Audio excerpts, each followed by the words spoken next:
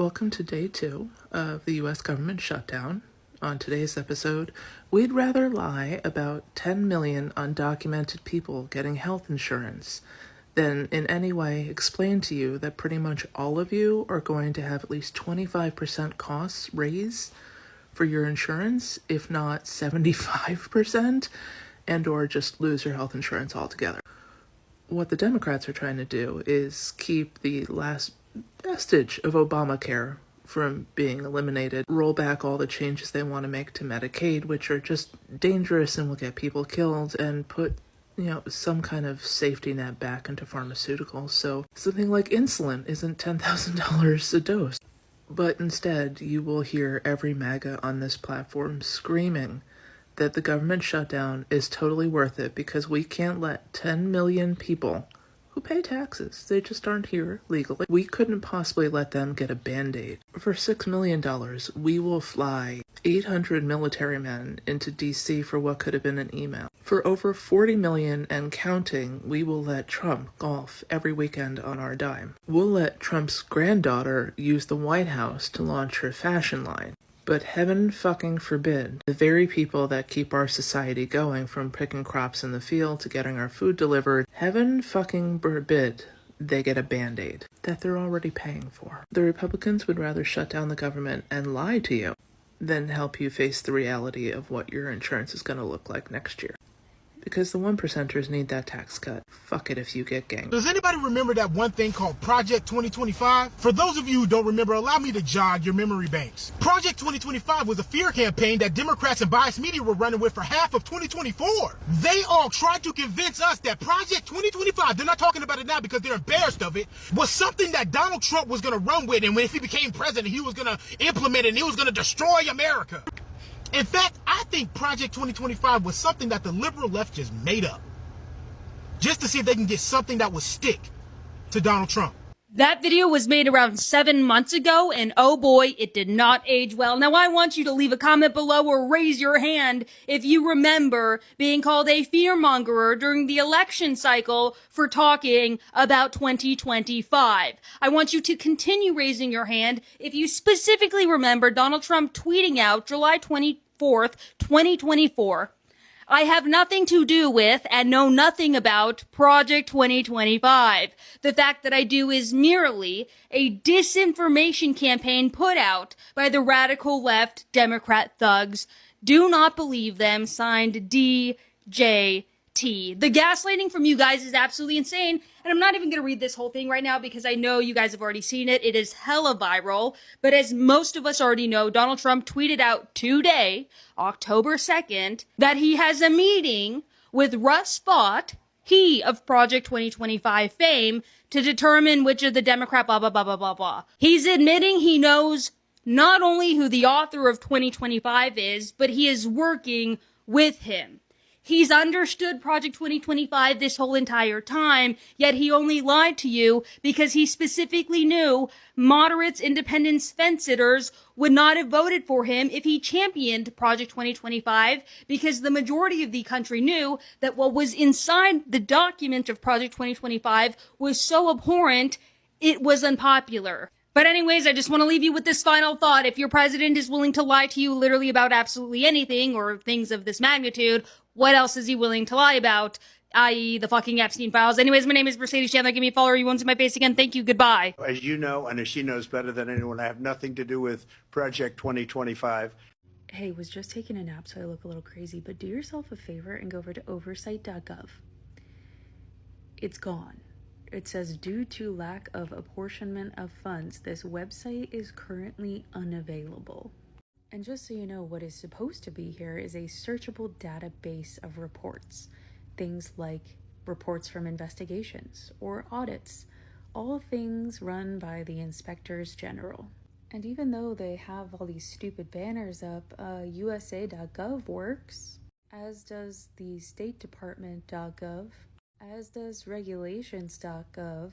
It's just such a mystery to me as to why oversight.gov suddenly is the only .gov website that doesn't have the correct apportionment of funds and can't operate. Of I told you so. No one has more right to say it than Kamala Harris and those of us who believed her. Last year, we all warned you about Project 2025. We told you that it was Donald Trump's plan for the United States going forward. And you all told us we were overreacting. I went so far to make these stickers, which I sold in bulk so that people could sticker bomb them everywhere so that people could learn about Project 2025. I even made buttons and t-shirts and tote bags so that people could get the word out about Project 2025. And all Donald Trump had to say for people to discount Kamala Harris and all of her supporters was that he had never heard about Project 2025, didn't think it was a great idea, and that we were fear-mongering. And then when he gets inaugurated, he starts filling up his cabinet and positions with people who were involved in drafting Project 2025. And last night, he actually tweeted that he was going to go talk to Ross Vaught, one of the framers, in his own words, one of the framers of Project 2025, in order to implement Project 2025 policies in terms of defunding blue states from all of the money we send to the federal government. And I know Kamala Harris says that she doesn't want to say, I told you so, but if anyone has the right to say it, it's her. What you're going to hear tonight is a detailed and dangerous plan called Project 2025 that the former president intends on implementing if he were elected again. President Trump will give you a minute here to respond. Number one, I have nothing to do, as you know, and as she knows better than anyone, I have nothing to do with Project 2025.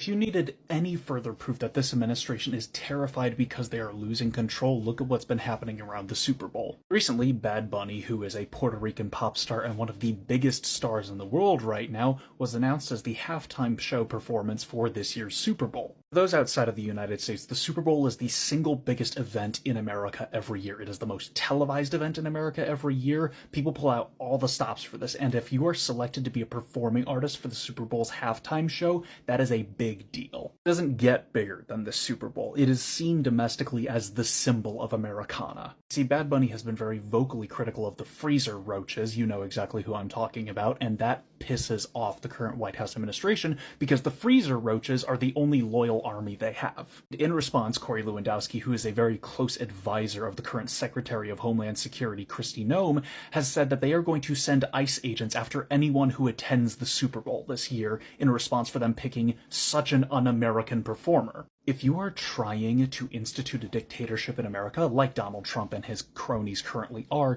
you don't threaten one of the most traditional American institutions like the Super Bowl. Because here's the other fun statistic. The Super Bowl has an overwhelmingly conservative viewership and fan base. There are few ways to piss off conservatives in this country more than attacking the Super Bowl. This is not the action of a government that is competent in their control of a population. This is the action of a government that is desperate to have complete control and is so painfully aware of the fact that they are losing it and they are losing popularity that they are just lashing out at everything regardless of whether or not it is going to hurt them. Threatening to attack the Super Bowl because people are rightfully criticizing the freezer roach army? Come on. No one likes freezer roaches. They're vermin and they're invasive. I think this administration just needs to accept that Americans are never going to like the freezer roaches and they are always going to be critical of them. Attacking the Super Bowl is definitely not how you get them to stop. In the Trump administration, it sure looks like you gotta pay to play. Just take a look at the largest meat processing company in the world, JBS. The Trump administration just approved JBS to be listed on the New York Stock Exchange, completely ignoring its long history of corruption and bribery. JBS and its subsidiaries have been fined hundreds of millions of dollars for bribery, for price fixing, for safety violations, you name it. And can you guess which company made the single largest donation to Trump's inauguration? Pilgrim's Pride, which is owned by JBS. So let me say that again.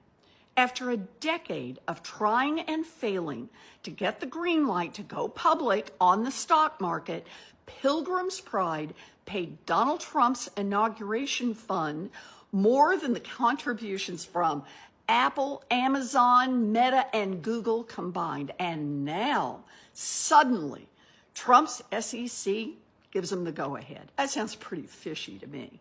And that is why I sent a letter to the JBS and Pilgrim's Pride CEO pressing for answers. Because we got to fight back against shady corporate deals and stand up for the Americans who actually play by the rules. Dear Ariana Grande, a Trump supporter here, let me answer your question. 250 days, did we get what we voted for? Are our lives better? Yes, they are better, actually. We are getting exactly what we voted for. I can understand that you have some outrage. I get it. You're humanitarian, you feel for people, but where was your outrage when Obama was deporting millions of people? You mean like this? ACLU sues Obama administration for detaining asylum seekers as intimidation tactic. That seems like someone was outraged and sued the Obama administration for it. Or how about this one? Federal court grants class action status in challenge to Obama administration. Here are some images of people protesting the Obama administration for their immigration stance. Just because you don't remember it happening doesn't mean it didn't happen. Where was your outrage when the kids under Obama were in cages and sleeping in those little, like, burrito-looking blankets? Burrito? That's the word choice you want to go with there. Okay, let me ask you this. Do you have any idea about the context around those cages that Obama built? Let's look into it. I'm going to read from my computer because I'm traveling. I don't have my normal setup, but here is the context around the cages that Obama built. At the time, the Obama administration had been struggling to manage a major influx in unaccompanied Central American children arriving at the U.S.-Mexico border. As one former Obama official explained, quote, "We didn't have enough shelter facilities because we had a huge increase. So kids ended up piling up in Border Patrol lockups, which are no place for kids." The article goes on to say, though the Obama administration faced criticism at the time for its treatment of migrant children, the Trump administration has come under more extreme scrutiny, largely due to the public outcry over last year's family separations. This article was written during Trump's first term. Trump, in his Telemundo interview, sought to blame Obama for the family separations as well, but the Obama administration did not have a policy around large-scale separation of migrant families. The thousands of children separated from their parents last year were separated entirely due to Trump policies. So where's your outrage? Where was your outrage when women in the United States were getting raped and killed by illegal immigrants? The outrage was not directed at undocumented immigrants. It was directed at citizens. Want to know why? Well, that would be because the American Immigration Council compared crime data to demographic data from 1980 to 2022. It's the most recent data available. And the data showed that as the immigrant share of the population grew, the crime rate declined. Weird. In 1980, immigrants made up 6.2% of the population, and the crime was 5,900 crimes per 100,000 people. By 2022, the share of immigrants had more than doubled to 13.9%, while the total crime rate had dropped by 60.4%. Specifically, the violent crime, which the examples that you give, unaliving and graping, I think you would classify those as violent crimes, they fell by 34.5%. It's like your whole opinion, your whole position is just completely not backed up by facts. In fact, here's some more. Some of the most extensive research comes from Stanford University, and they say that since the 1960s, immigrants are 60% less likely to be incarcerated than U.S.-born people. 60%! In fact, you want to hear state level? Because we got that too. Cato Institute looked at Texas in 2019. They said they found that undocumented immigrants were 37.1% less likely to be convicted of a crime. That's undocumented immigrants too, not just immigrants, undocumented. So yeah, your whole position is poo-poo. Where was your outrage with the 200,000+ children who went missing under the Biden administration? Well, you're very emphatic about a point that you're very incorrect about. As you can see here, the false claim that Republicans like to throw around is actually 300,000 children. So you're even incorrect about the incorrect claim, which, in all honesty, is impressive. Let's see what they have to say about it. Republicans began making claims that more than 300,000 unaccompanied children had been lost after the Department of Homeland Security released a report in August which showed that Immigration and Customs Enforcement, or ICE, did not serve notices to appear in court to 291,000 children between fiscal year 2019 and May 2024. Additionally, 32,000 unaccompanied children failed to show up for immigration court dates from fiscal year 2019 to 2023. Notably, around half of this period occurred when Trump was president. So, no, your number when Biden was president is incorrect. Almost half of them happened under Trump. But what does all this mean? Like, what is the context behind these 300,000, or in your case, 200,000 missing children? What does this mean? Well, let's look. This is not a missing kids problem. It's not. It's a missing paperwork problem, said Jonathan Beer, an associate director of research at the Acacia Center for Justice's Unaccompanied Children program, which helps represent migrant children. You would say he has a vested interest in finding missing children, missing migrant children, if that was actually happening. Yes? In the cases of 32,000 minors who missed immigration court dates, experts on immigration law explained that these minors could miss court for numerous reasons, including that they did not receive their notice to appear because ICE did not have their correct address on file. This is not evidence of nefarious deeds going on. In fact, here is more evidence to support my claim than yours. The policy director at the American Immigration Council, a migrant advocacy group, told the BBC the figures are indicative of bureaucratic, quote, paperwork issue rather than anything nefarious. When you hear the phrase missing, you think that there's a child that someone is trying to find and can't. That's not the case here. The government has not made any effort to find these children, right? Many of the children experts say may well be at the addresses that are on file with the government, but were simply unable to make their court dates. That doesn't mean something bad happened to them. It means you missed a court hearing. That's all. Anyway, I hope this serves as a reminder that next time you want to make a video, before you do that, you spend a little time researching, right? Otherwise, you make said video and then you end up looking like a silly goose for all the internet to see, and that's just embarrassing for you. The 25th Amendment is now finally on the table. We've got the governor of Illinois pointing out that this is a tool that they've got to remove Trump from office in circumstances where he's mentally unfit for that office.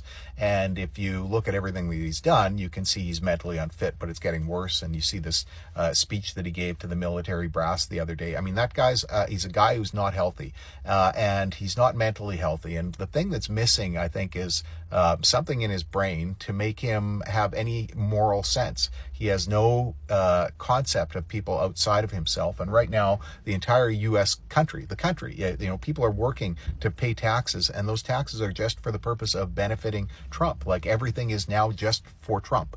And that is a mental defect. Like, it is a cognitive problem that is leading to the destruction of the U.S.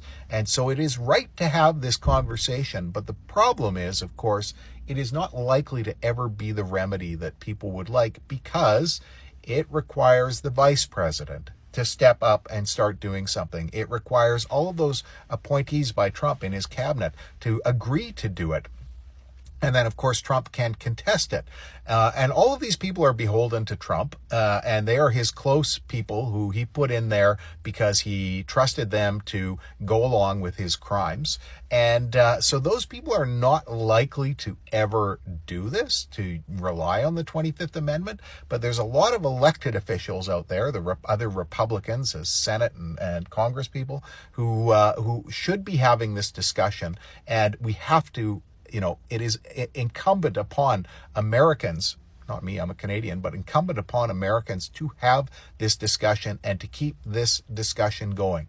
You've got a president who has no concept of the public good. He has no concept of aiding other people. His only interest is his own self-aggrandizement. I mean, he's taken a jumbo jet, right, from another country. He's beholden to that country now. Just like the corruption. There's no sense of any normal morals that you would expect in a normal human being. And he's managed to just lie and fool people somehow. I never will understand how he was reelected, but it's got to be apparent. It's got to be apparent to people, the majority of the public at this point, that this guy is only out for himself, and he will destroy America during this time that he is president. In 6 months, what have we seen? The tariffs are destroying the economy. We've got an army, basically, of ICE that is out there terrorizing the public. We've got the now threat of using the U.S. military against U.S. citizens. We've got retribution just being used, the apparatus of government just being used for retribution against his enemies, completely disconnected from any sense of right or wrong. Like, this discussion has to happen. This guy is cognitively compromised. He does not have a sense of right or wrong. He only has the sense of what he perceives is his self-interest.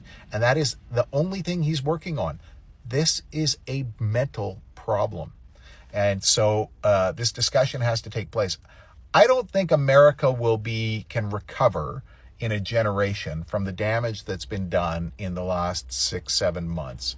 I think if this continues over the next few years, it will be something that is so long-term and so undermines the world too, but the chance of America succeeding. It just, and the reputation of the United States, obviously. It is really, really unfortunate, but this guy's got a cognitive problem that compromises his ability to do the job of being the president of the United States. He should be removed on that basis. He's not likely to be removed on that basis using the apparatus that is there, but it is essential that this discussion takes place as he's out there ordering the army to go into cities like Portland. I mean, it's beyond comprehension that this is where things are at and that people aren't standing up. I think that there's I'm seeing what I would say is another cognitive problem, which is a mass cognitive problem in the U.S. and in the media in the U.S., in the inability to recognize evidence of something there before them. Like it is obvious to the vast majority of the global public that this guy is just only in it for himself and is the worst thing that could happen to the United States. And most people don't wish bad on the United States. Trump wishes bad on other people, but most people don't wish bad things on the U.S. But somehow a significant portion of the American public incapable of assessing evidence. I mean, we know the guy's assaulted children, right? His sexual assaults of children. This is just like the evidence is there. He wouldn't be resisting the release of the Epstein files, but for that. Yet Americans don't seem to be able to internalize it. Plausible deniability seems to be at a like the shallowest puddle level for so many Americans, and it is just shocking to me how quickly so many Americans will compromise those things that they claimed were fundamental principles of their idea of America and their idea of how the world should be, just on the basis of these, plausible denials that are not even plausible. Like they're the shallowest puddle of plausibility. But here we are. Anyway, 25th Amendment, let's keep the discussion going about it because I think it's pretty clear that he's cognitively compromised in a way that makes him incapable of acting in the interests of the United States and therefore makes him incapable of being the president of the United States. Well. It's Thursday, baby, and if you know anything about me, I do love a good throat punch on a Thursday, and I think this video is going to migrate into throat punch territory. Now, if you're MAGA, you might want to sit real low so you miss this fucking blow because it's aimed directly at you, ho. Okay? Let's talk about Bad Bunny for a minute. Now, I didn't think I was going to have to do another Bad Bunny video, but considering the fact that some of Daddy W Pants' top advisors came out today to say that they're going to be sending the Frozen Crew, the Ice Dudes, to the Super Bowl because of Bad Bunny, dear. They think this is a threat in some kind of way. No. Not in any kind of way. That just shows how dumb you are today if you think that is a threat. You see, Bad Bunny was on tour and he was supposed to perform here in the United States, the continental United States, at a few cities. But he decided that he was going to cancel those tour dates to protect his fans from the ICE crew. So they seem to think up there in the current administration that in some kind of way this is a really big threat that they have issued today. But oh no, baby. Firstly, MAGA crew, I have something I need to point out to you because a whole lot of y'all are saying that y'all are upset about this because he's not American, dear. If you're Puerto Rican, you're American. But that's a whole nother discussion here. And then a whole lot of you are saying that you are upset because he doesn't even sing in English. It's all in Spanish, dear. So I have a question. When you go out on Taco Tuesday to grab a few and a margarita, the minute the mariachi band starts to play, do you get up and leave your margarita and your taco? No, you don't. So don't act like you care about the language, dear. On Sunday, when you take your fat ass to the Chinese buffet and you're sitting down to have your lau mein and your orange chicken, dear, and the mandolin starts playing in the background and all of that, do you get up and leave, honey? No, you don't. Your excuse makes you look stupid. And, well, for me, it's kind of funny. Now let's circle on back to this threat that was issued about the ICE dudes. Firstly, none of Bad Bunny's fans have to buy a Super Bowl ticket to watch that man. They are absolutely okay with sitting at home and tuning into the halftime show for free, safely. You do understand that, don't you, dear? And we are already so late into this year that the majority of the tickets to the Super Bowl have already been sold. And it's not just the tickets you see. Oh, no, baby. The commercials, the advertising, those deals have already went through. The contracts have been signed, too. So there's that, baby. The fact that the NFL is trying to become a globally recognized sports, baby, the best thing for them to do would be have a halftime show with the highest selling artist globally. And that's what they did, you see. And they already know, because of the controversy, that during the halftime show, their ratings are going to spike. That's right. Just like they did last year for Kendrick Lamar. And we know all the controversy around his performance, baby. Now, don't we? You see, me personally, I don't do sports here in the US of A. I have my own feelings about the sports industry here, dear, and how it is entangled in racism. Now, while I am very, very happy that my brown and black brothers and sisters are getting that bag playing those sports, honey, good for them. Get your bag, baby. Do what you gotta do. But as far as for me, I had the privilege, you see, of growing up down here in the South in generational poverty. I know that sounds confusing, the privilege of growing up in generational poverty. It's a weird sentence to say, but I'm going to explain something to you. When you live in the South and you grow up in generational poverty in a community that is quite melanated, baby. Almost all my neighbors and friends were black or brown, dear. So I had the pleasure of being in certain rooms and being able to see the world through their view. I learned a lot. It was a privilege. But being of the melanation that I am in this nation, in the South, I was in other rooms too. You know, the kind of rooms with guys that back in the day would wear a hood, but these days put on a uniform. The things I heard them say about the mistakes that their ancestors made. And not just that, I can't count the number of times that I have been at a football party or two and heard a racist-ass white dude with his slurs. That boy sure can run a ball, but that's about all. You see, way back in the day, when racism and segregation were really at play, when we didn't even fucking pretend like we were not racist, friend, they didn't let the black or the brown man or woman sing, or dance, or play sports. They weren't allowed to. But then the white man figured something out.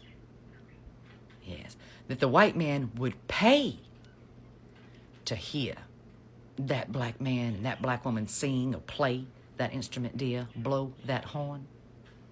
So they were absolutely okay with letting the melanation into the jazz club, baby. Play that music.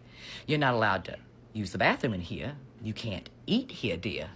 But we can still make that money off of you. And it was no different in sports, honey.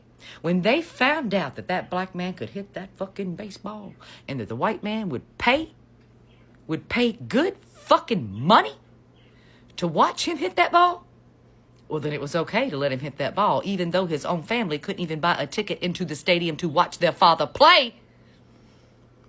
It was still okay because the white man was making money. And that has not changed here in the US of A. I don't give a fuck what anybody says. There is no difference. They've just found a better way to straddle that fine line between racism and wokeism, baby. That's all they do, is straddle it fucking daily. So for me, pro sports here, I don't support them, dear. I find other ways to support my black and brown athletes here, dear. It's about money, honey. And they're raking it in. And they'll continue to rake it in year over year over year, especially if they have a global reach. And that's what they use their halftime shows for, to bring people in that would normally not even care about football. I mean, you know how happy they were when Mr. Kelsey started dating Taylor Swift, dear. She brought in all kinds of young little girls that had no interest in football at all. Money. Isn't that funny? How that works, baby. And we already know. When it comes to spending money or withholding your money, dear, we already know. The Red Hat crew, they do not control the economy here, and they damn sure don't control it globally. I mean, just look at the 92%. Every time that they decided to withhold their money, honey, as Target. And every time the Red Hat crew tried to withhold their money, we've seen how that worked out too, honey. Just ask Bud Light, Carhartt, Disney, the list goes on and on and on and on, baby. Because the facts of the matter are, the Red Hats do not control the power of the purse, dear. You spent all your money on that Red Hat merch. And it just so happens the kind of people that invest in the sports industry, dear, they are not in fear today because they know the money's going to be flowing in a big, big way, because there's nothing like the press, baby. There is no such thing as bad press. Just ask your daddy.